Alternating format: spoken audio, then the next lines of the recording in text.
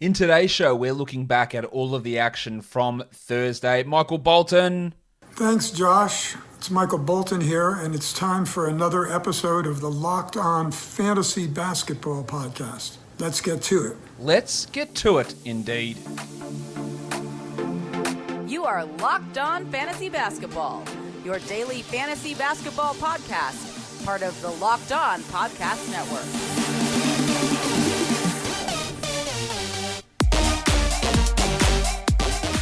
Hello and welcome to the Locked On Fantasy Basketball Podcast, brought to you by Basketball Monster. My name is Josh Lloyd and I am the lead fantasy analyst at basketballmonster.com and at Yahoo Sports Australia. And you can find me on Twitter as always at redrock_bball and on Instagram at Locked On Fantasy Basketball. Today's episode is brought to you by Built Bar. Go to builtbar.com, use the promo code LOCKED15 and you'll get 15% off your next order. A couple of things before we start breaking down the games from Thursday. Terrible news about Terrence Clarke, draft prospect out of Kentucky, who just declared for the draft.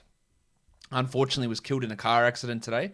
That's objectively horrific news. So all our thoughts and prayers go out to his family, friends, Kentucky basketball, NBA community at large. He was going to be a draft pick. Don't know where he's going to be picked, but that doesn't even matter anymore. So just a terrible news to see a 19-year-old die in such tragic circumstances. So RIP Terrence Clarke. The other bit of news that needs to be discussed is Trae Young and his ankle sprain. A grade 2 ankle sprain according to Woj. The Hawks have officially ruled him out the next 2 games. They are kidding themselves. There's no way he is back in 2 games. Woj said it was the best case scenario. He is also kidding himself. The best case scenario, Woj, that's why they have gradings, would be a grade 1. That's literally the best case scenario.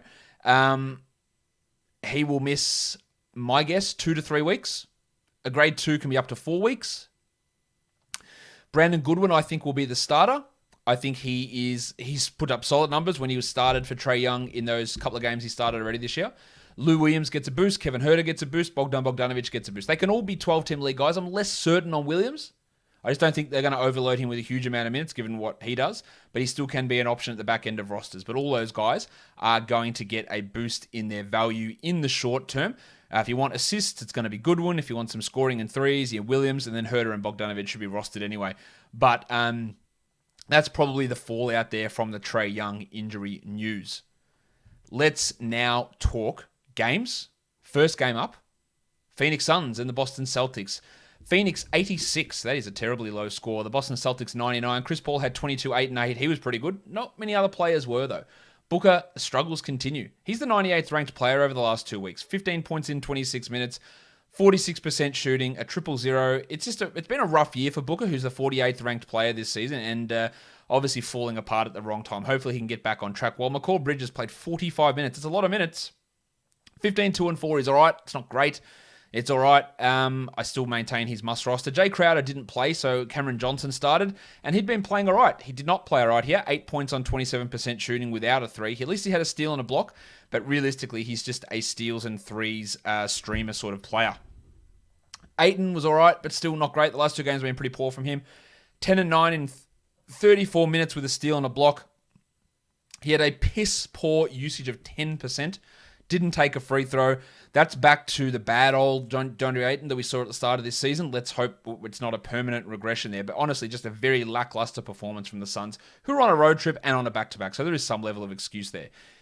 The Celtics were without Evan Fournier, Jaylen Brown, and Rob Williams. Kemba Walker went off. 37 minutes, 32 points, 5 triples, 1 block, 65% shooting. An excellent night from Kemba, who is now up to the 32nd ranked player over the last 2 weeks. I was worried about Kemba. I thought he might be done in terms of his knee is cooked. He was never going to get back to elite numbers. Now, he's not there at all yet. He's still the 60th ranked player this season on a per-game basis, but he's looking better at the moment. Jason Tatum cannot hit shots. Just horrendous shooting at the moment. And this is a guy who was rolling as a top 10 guy, and now we've seen the last 2 games, I think he's like 5 of the last 30 or something. He was at 18% here, 15, 11, and 6 with the steal and 0 blocks. Well, Tristan Thompson played 34 minutes. Probably the most important number there is the 34 minutes, 9 and 12. He can be a short-term league or short-term ad with the absence of Williams. Marcus Smart, 11, 7, and 5, while Peyton Pritchard played 21 minutes and had 10 points, and Romeo Langford. Romeo Langford, I think at this point, is in the discussion to be one of the players who does the absolute least with the most. 32 minutes for 2 points. That's 6 fantasy points in total, 1 rebound, and 1 block. And if it wasn't for that 1 block, it would have been an absolute stinker. So the minutes are not bad for him. They're pushing up, but he just doesn't do anything at all from a fantasy point of view. Jabari Parker had 6, 4, and 4 in 15 minutes, which is not bad production, but we know Jabari's not that good, but he can put up fantasy stats when he's out there in the old Hassan Whiteside mold of player. The New Orleans Pelicans, they absolutely shit-mixed the Orlando Magic, 135-100. Brandon Ingram was great, 29 points with 6 assists on some elite shooting, 65%. Steven Adams went down. He actually had some good numbers, 12 and 9 in 16 first half minutes. I really don't see him being a 12-team league guy, but without him, it was Jackson Hayes that started, but it was Bill Hernangomez who really went off, 18 and 12 in 17 minutes. They are elite numbers. Now, if Hayes and Hernangomez were to play the same amount of minutes, Billy is the guy that you roster, and that's if Adams has to miss time. So just watch that one, 18 and 12 for Hernangomez, while Zion only played 23 minutes. Didn't have to do anything more. He was a plus 20. He had 23 and 7 on 75% shooting and hit all 5 of his free throws. Even Eric Bledsoe went off. That's how easy this game was. 15 points in 22 minutes with 5 triples, and Najee Marshall. Now, I did claim some skepticism about Marshall being able to maintain his numbers. He had 2 points in 17 minutes, but one of the things I was skeptical was his assist rate, but he kept that up. 4 assists in 17. I do not believe he's a 12-team league guy. I think he's more of a 16 to 14-team league guy at best, who will occasionally have 12-team moments.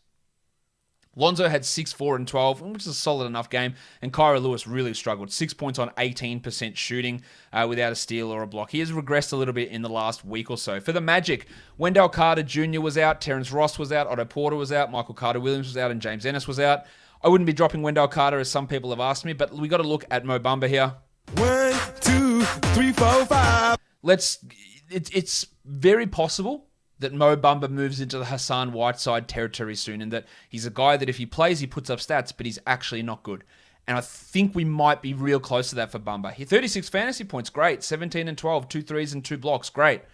Again, minus 17. I just don't think he's starting caliber player. I just don't think he is. This was a really weird game. Cole Anthony, 14, 2, and 3. Gary Harris had 11. The Shark, Dwayne Bacon, had 8 points on 27%. You'll be surprised to know that he was dreadful. While Chuma Okeke, those efficiency numbers he put up to straight after the trade deadline, they seemed fake.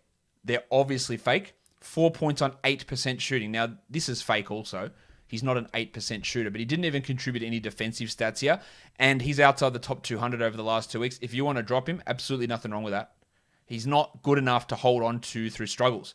Devin Kennedy played well in the G League this year, signed to the Magic, 17 points in 24 minutes, obviously taking advantage of the fact that Ross, Porter, Carter, Williams, Ennis, and someone else I missed there. Carter, Ross, Porter, Carter, Williams, and Ennis. There's 2 Carters. That confused me.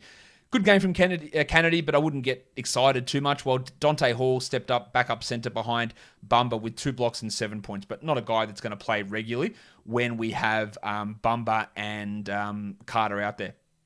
I thought we could have got a bit more out of RJ Hampton, who had 10, 3, and 2 with 2 steals. Didn't shoot particularly well. He is still just a deeper league guy, and I'm not really convinced that he's going to step into a 12-team league role this season. The next game is the Philadelphia 76ers taking on the Milwaukee Bucks. 117-124, the Bucks win it. Shake Milton, who had some absolute turd burgers, dropped 20 in 26 minutes. They were without Ben Simmons and Furkan Korkmaz. I wouldn't read anything into this from Milton. While Embiid played 27 minutes, had 24, 3, and 3, and didn't play down the stretch here. Went to the locker room. I'm pretty sure it's just precautionary. They were getting beaten pretty comfortably, so they just said, no need to be out there, Joel. He had 24, 3, and 3. We'll obviously watch it, but I think he's all right. The Thick Hogsman, Tobias Harris. I think I am a TH. T to the H. Yeah, TH for life. Good to have him back. 18, 2, and 6 in 30 minutes. He said he had a bone bruise on his knee. That's why he missed time, but he's okay. While Seth had 11 points in 26 minutes, and George Hill had 6 points in 21. I don't believe Shake, Seth Curry, or George Hill are 12-team league players. Rough night from Danny Green. He was actually really bad in this one. He normally steps up in these situations where someone's out, but 0 points in 15 minutes with a steal and a block. That's pretty poor going. While the painter Matisse Thybulle had a 111, as is tradition. Tyrese Maxey, nice numbers there with Korkmaz out, 11 points, 5 assists. I do believe that Maxey's going to play a relatively important role on this team next season, but it's obviously just not there this year. For the Bucks, Punch Bob. Wow. 23 minutes for Bobby Portis, 23 points on 82% shooting. Now, somehow, this is the Bobby Portis experience. He was somehow minus 10 in a game they won by 7, and it wasn't really that close. Unbelievable good usage, ridiculous shooting, 5 of 5 from 3. It's not real. He's a streamer. He's not a must roster. Middleton had 24 with 5 assists, and Giannis Antetokounmpo had 27, 16, and 6 with 2 steals, and Brook Lopez had 16 and 4 in 23. Just a really solid game. Remember, they've got 2 more games left this week, so Patty Connaughton for deep leagues, 10 and 5 with 2 threes. Bryn Forbes had 2 threes and 9 points. And the big Ragu, even though this is a bit of a stinker from DiVincenzo, just the 3 points, he did have 6 assists. He's normally a solid source of threes and steals, and I still would be holding him despite some recent subpar performances would be the kindest way of me phrasing that. All right, let's go on to the next game. The Detroit Pistons go down to the Spurs pretty comfortably, 106-91. The Pistons, as expected, rested Jeremy Grant, Wayne Ellington, Mason Plumlee, Corey Joseph. They were also without Dennis Smith. So they started all their rookies again. Alf Stewart played 28 minutes, had 8 points, 13 boards, and 2 blocks. Really solid. Now, I don't know what sort of nonsense Dwayne Casey is going to do next game. Will he play Isaiah Stewart 17 minutes? Will he play him 26 minutes while Mason Plumlee starts? I have no idea what's going to happen on a regular basis. And next week, the Pistons have no back-to-back. So does he play under 20 minutes for 4 consecutive games? It'd be pretty rough if he does. He is still a must-roster to me. While Killian Hayes played 31 minutes, had 12 points, a triple one, 5 assists. Not particularly good, but 29 usage. 33% shooting is not great. But just enough for me to go, all right, you're a top 100 player over the last 2 weeks. That's interest. That's interest for me. Again, what does he do? Because Hayes plays one game, Joseph plays, Hayes doesn't. It's all up and down. What happens next week when they both play? Does Casey, in his infinite wisdom, play 30 minutes of a non-point guard, Corey Joseph, who's no part of the future of this team, and then let Hayes play 20 off the bench? Or does he say, Killian, go out there and play your 32, and let's mix Joseph in there? I know what I would do. I'm also not Dwayne Casey. So there is some doubts, I guess, about how Hayes gets used. I would add him and figure it out. Frank Jackson, 33 minutes, 14 points. He is a good point streamer when given these opportunities, but let's talk about someone who isn't. Stop. Have a time. Man, he's so bad. Oh, he is absolutely. Now, there's got to be something going on because he was, as much as I don't like him as a player, he was much better than this in Oklahoma City, but he's shithouse. 5 points in 18 minutes for Hamidou Diallo. Terrible shooting from the field, terrible shooting from the line, no defensive stats, no assist. He's not there. You shouldn't be adding him. You shouldn't be using him in any sort of league at all, really. The depressed penis, his inconsistency continues. Sadiq Bey, 9 points in 32 minutes with 2 triples. That happens with rookies. He's pretty prone to that, and that's going to happen, but I still think you should roster him. While Sekou Doumbouya started in place of Jeremy Grant, I thought he was okay, but only played 14 minutes, 3, 3, and 3. And they just don't want to have any trust in him whatsoever, which is frustrating for sure. But that's just the way that it's going, I guess. Now for the Spurs. Maximum Derrick. Only 29 minutes for Derrick White. He only had 26 points, 7 rebounds, 8 assists, 1 steal, 3 blocks with 2 triples, 8 of 8 from the line and 47% from the field. So it probably could have been better. But before I get all rock hard down below, a couple of caveats need to be thrown out there. Dejounte Murray and DeMar DeRozan didn't play. It was against the Pistons. All this is really obvious. Derrick White will not do this consistently. Murray and DeRozan, in order for the offense to have any sort of function, they need the ball in their hands because they can't shoot. White can. Now, White is a better shooter than we've seen so far this year. I think that's pretty clear. He's also really bloody good, but the role that he plays does reduce his output because it reduces his ball handling, it reduces some of his scoring opportunities because he's forced almost into that Derrick get a shot up because no one else can type scenario. I fully believe that he is very good and he will be a top 50 player at some point, probably next season. It won't happen this year. He is, I would hope you guys see it, a must-roster player. This is great. Jakob Poeltl, I think, is also going to be a massive player next year. 17 and 11 with 4 blocks. While Keldon Johnson, one of his better games as well. 10 and 7. The 3 steals are great. The 2 threes are nice. 33% shooting is rough. I wouldn't be banking on Keldon to be anything more than a streamer. While Lonnie Walker started out great. He had 12 points in about the first 8 minutes, it felt like. And then didn't do much after that. But that is just Lonnie Walker. 18 points in 33 minutes and really not much else. He is one of the worst fantasy players on a per-minute basis, and he got this opportunity because DeRozan and Murray were out. He'll go back and play 18 minutes next game and have no value, so don't buy into it. Luka Šamanić started in place of DeRozan, had 2 and 3 with 2 steals. I think his position's at the 4 and not the 3. Maybe you could say he was the 4 in this one and Keldon was the 3, whatever. But Šamanić, I think, can be an interesting rotation piece next season. but obviously not having that impact this year. While Drew Eubanks, 8-4 and 3 on 100% shooting, not his best night, but he is providing some solid enough 16 to 18 team league value at the moment. But a really good win for the Spurs, resting those guys. And an indication of what Derrick can do, but please do not expect this on the reg. There's no opportunity to do this. This is a huge performance, but for as much as I love the bloke, a lot of caveats go into this performance that I don't think we should get overly excited about it. Guys, Built Bar is the best tasting protein bar ever. You know protein bars, sometimes they taste like dirt, ash, soot, whatever it is. But Built Bar, no, that tastes like a candy bar. Covered in 100% chocolate, they are soft and easy to chew, and they are great if you're looking to lose or maintain weight because the bars are low calorie, low sugar, high protein, and high fiber. The Cherry Barcia bar, 17 grams of protein with 130 calories and just 4 grams of sugar and only 4 grams of net carbs. So, go to builtbar.com, use the promo code LOCKED15, that's LOCKED15, and you'll get 15% off your next order. The promo code is LOCKED15 for 15% off at builtbar.com. All right. Let's go on to the next game. Bit of a bloodbath in the end, this one. The Chicago Bulls 108, the Hornets 91. You're going to be looking for explanations for Charlotte. I don't have them. I don't really get what happened.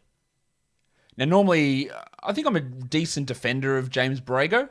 I think he's an okay guy. He's a pretty good coach. In fact, I don't really have too many criticisms of him. But I don't really understand what happened in this game at all. I just don't understand it. Last game, Vernon Carey played 3 minutes. He started. Never saw from again. PJ Washington started center at the second half. James Borrego comes out. Big song and dance. Mate, PJ Washington, we'll play our best ball when he's at center. He's awesome at center. It's great to have him at center. And then he proceeds to never play him at center at all in this game. Washington played 13 minutes. I won't say he was particularly good. Minus 13 in that time. 2 points, 2 rebounds, 2 assists. But to play Biyombo, Zala, and Carey all in the first half and not Washington at center is just really confusing. And it goes about really everything that you said about your rotation and about the team. In the end, Carey played 15 minutes. Zala played 14 minutes. Biyombo got 11 minutes. So 9 minutes without those guys on the court. I don't know. It didn't really make any sense. And then Nick Richards played 3 minutes. Nick Richards, he's a real player. It was just a bad night all round for the Hornets. Carey had 8 and 4. That's not bad. Zala had 8 and 6.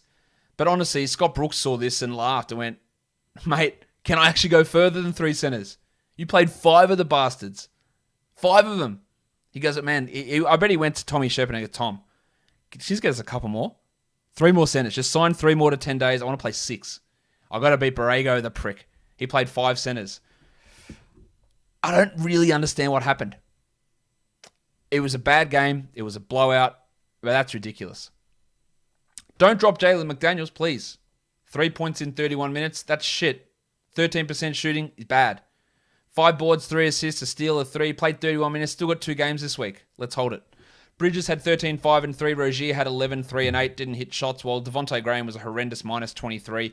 He had 16, 4, and 3, though, and at least some of his shots went in. You don't be dropping Graham or Rozier or Bridges or Washington or McDaniels because of this game.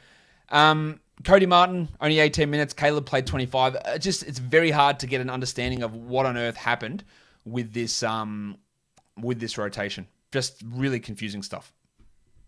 For the Bulls. It's Big Vucevic. Phil Vooch has taken 1 free throw in about the last 2 weeks, and that was in this game. He was 1 of 1, but 18, 16, and 6 is good. 62% from the field is excellent. While Thad Young, again, another thing I won't ever understand is why is Thad Young consistently getting 30% usage? He only played 20 minutes, had 18, 4, and 3 with 2 steals, 80% shooting. I can't wrap my head around a high usage, 20-minute a night Thad Young being a top 100-ish sort of guy. I think you can still have him as a 12-team league player, but this does not feel sustainable in the slightest. Kobe White had 18 in 28 minutes with 4 threes. As long as Levine is out, White is a 12-team option. While Satoransky only 21 minutes, but like Thad Young, he got busy. 7 assists and 3 steals. That's valuable enough as a streamer for those categories. Tice had 9 and 7 in 25 minutes. Markkanen had 11 in 27 minutes with 3 threes. They're fine numbers, but they're not 12-teamers. While Pat Williams struggled for 7 points and Garrett Temple hit his 3 threes, but didn't do too much else. And you look at the box city, how did the Bulls win this? There's nothing here that actually stands out as being good, but they killed them. They killed the Hornets in this one, but without any really large, spectacular type performances outside of whatever that Thad Young nonsense was, going 18 points in 20 minutes on 30% usage. All right, so let's go on to the last game of the night. The Lakers go down to the Mavericks, 115-110. Big news, of course, Anthony Davis returns, plays 17 minutes, has 4 points on 20% shooting. Rough night. Rusty missed both his free throws. He blocked a shot. I think he's going to be on this minutes limit for a bit of time, the 15 or so minute limit for maybe a couple of one or two more games, and then limited again. I wouldn't say he's going full pelt till about 10 days' time would be my guess. This is why I did suggest in one of the early shows today, see if you could keep him in IR today, because I wasn't convinced there'd be a big performance. There wasn't, obviously. With him back, though, Markieff Morris is a drop, 22 minutes for 4 points. Kuzma had 8 points in 31 minutes. He's a drop as well. And Schroeder went bananas. 25 points, 13 assists on 69% shooting. Giggity! He obviously won't remain this good. The usage was down a bit, and that shooting will drop off. He's still going to remain a rosterable player. I don't believe that Montrezl Harrell is a rosterable guy. 17 minutes, 14 and 6. Those minutes remain low. He was a team worst minus 19 in that time. Now, 14 and 6 on 88% shooting is still good value, but this dude is outside the top 230 over the last 2 weeks. You know, I shit on Andre Drummond sometimes, but I thought he was pretty good in this one. 31 minutes, 14 and 19, 1 steal and 3 blocks, and for damn sure, they are good fantasy numbers. 50% from the field, 100% from the line. Very hard to criticize what Drummond did in this game, so I won't. It was really good. And he's not at the level of Hassan Whiteside in terms of being that dreadful at basketball. But also, he needs to sort of rein in what he thinks he can do, and that's fine. 20% usage, absolutely no worries with Drummond doing that. That's a really good performance from him. While KCP went off at 29 points with 6 triples. He's just, look, even he is 75th ranked player over the last 2 weeks, amazingly. I just don't buy that as being someone I'm adding in 12-teamers. Solid streamer, good points guy, gets steals, hit threes. There is some value in him, probably more 14-team than 12-team. For the Mavericks, Porzingis. Played on the back-to-back, twisted his ankle, 19 and 6 in 29 minutes. Now, it's very easy to say, well, if he hadn't played on the back-to-back, he wouldn't have twisted his ankle. That's true, because he wouldn't have been playing. But I'm not sure that the back-to-back actually contributed to that injury. It's not a wear and tear type scenario. It's just shit. And let's just hope that he's okay. With him out, and with Maxi Kleber out, we got 31 Willie Cauley-Stein minutes. 11 and 8, 1 steal, 2 blocks. 5 games next week. Maybe worth taking a flyer there. Brunson only had the 21 minutes, 7, 4, and 5. But again, 5 games next week makes him interesting. 13 points for 31 minutes for Josh Richardson. Again, the 5 games works there. And Dorian Finney-Smith's playing well. Top 100 player over the last 2 weeks. 10 points, 2 threes, 3 steals, shooting the ball really well. I imagine he plays all 5 games next week. I don't imagine Doncic or Porzingis do. And Finney-Smith can be a valuable option for you. Hardaway only had 8 points in 27 minutes, while Redick had 7 points in his 11 minutes. But a solid win in the end for Dallas, who probably in the end should have won this one by more. Let's look now at the top ads over the last 24 hours. DeAnthony Melton up 25%. I reckon we can reverse that one. Landry Shamet up 24%. Not convinced he's going to remain a 12-team league guy. Tillman up 11. That's a solid ad for the short term while Valanciunas is out. Bruce Brown up 10. Yep, much more into that than, say, Shamet. While Bertans up 7%. With Denny Avdia out, I think that is and Rui Hachimura, of course, out. Bertans has some 12-team league value. In terms of drops, Moses Brown down 7%. You might want to scoop him back for the 5 games next week. Portis down 5%. That obviously didn't work out too well today, but it is the correct move. Terrence Ross down 5, no worries. Thad Young down 5, again, worked out. He played pretty well today, but it is hard to trust a bloke getting 20 minutes a night. And then Justin Holiday down 5%, which I do think is the correct move there. Top 10 players under 50%. Caldwell Pope was great. Billy Hernan-Gomez was really good. Keep an eye on the Steven Adams injury scenario. Devin Kennedy, don't read into that one. Thomas Satoransky, nice assist and steal streamer. Shake Milton, don't buy it. Tristan Thompson, 2 more games this week. Rob Williams, I don't think will play. Good value there. Tice was all right, but I don't value it outside of deeper leagues. Dante Hall got backup minutes with Wendell Carter out. Brady Wanamaker was all right, but again, that's the deepest of deep leagues. And then Pat Connaughton, who with, again, 2 more games this week, does have some 14 to 16 team league stream value. Let's talk some DFS now for Friday across the NBA. All right, so let's take a look at Friday's action. Boston and Brooklyn, the first game up. The Nets, Kevin Durant is questionable. Of course, James Harden is out, Nick Claxton is out. But Durant being questionable is interesting. Tyler Johnson also doubtful. While for Boston, it is a back-to-back, so Kemba will likely sit. I don't think Evan Fournier is playing. I don't think Robert Williams is playing. But Jaylen Brown could be back. He missed Thursday's action. So lots of up and downs, or things that are up in the air with Boston. Opportunities for Pritchard and Langford if Kemba and Fournier and Brown are all out. Miami and Atlanta, For Miami, they are relatively healthy. Tyler Hero is questionable, though, and Victor Oladipo is out. While for Atlanta, we all know that Trae Young is out, but Clint Capella and Danilo Gallinari are both questionable. Tone Snell is doubtful. Watch for Onyeka Okongwu in the situation where Capella is out, and then Brandon Goodwin with Trae Young out. The Clippers and the Rockets, Paul George and Reggie Jackson will return, while Beverly, Leonard, and Ibaka are all out. Rajon Rondo remains questionable, while Daniel House Jr. has been upgraded to probable for Houston. Cousin Kev Porter remains sidelined, as does Sterling Brown, Eric Gordon, Dante Exum, David Nwaba. The Cavs and the Hornets. Hornets 1-point favorites here. The total is 209. Injury-wise, Taurean Prince is done for the season for Cleveland. That could open up minutes for guys like Dean Wade and for Larry Nance to get some of those backup small forward, power forward type minutes. The Wizards and the Thunder. The Wizards are 9-point favorites. The total is 230. Denny Avdia is out for the season. Rui Hachimura is out in this game, so I'd look for Bertans and Raul Neto to start. While for the Thunder, Lou Dort remains questionable. If he is out, it's more opportunities for Svi Mykhailiuk and for Darius Baisley in that position. Memphis and Portland. For the Grizzlies, Jonas Valanciunas remains out. Jonas Valanciunas. While for Portland, Derrick Jones Jr. is questionable. And then the last one is Denver and Golden State. Monty Morris remains out for Denver. While for the Warriors, Juan Toscano Anderson has been upgraded to questionable, while Damian Lee is out for the next 10 to 14 days for the COVID protocols. If we look at FanDuel, where the value lies, I'd start with Neto and Brandon Goodwin, Tristan Thompson, PJ Dozier, Yusuf Nurkic, Lou Williams, Alexei Pokusevski, maybe Lou Dort, Theo Maledon, Jaylen Brown, Kyrie Irving, Xavier Tillman, Nikola Jokic, Jordan Poole, Paul George, Devontae Graham, Kent Bazemore, Facu Campazzo, Jason Tatum, and Kevin Huerter. Guys, that'll do it for me today. Don't forget to follow this podcast on Apple Podcasts, Google Podcasts, Stitcher, Spotify, and on YouTube. Give me the thumbs up, hit subscribe, ring the notification bell, leave your comments. Guys, we are done here. Thank you so much for listening, everyone. See ya.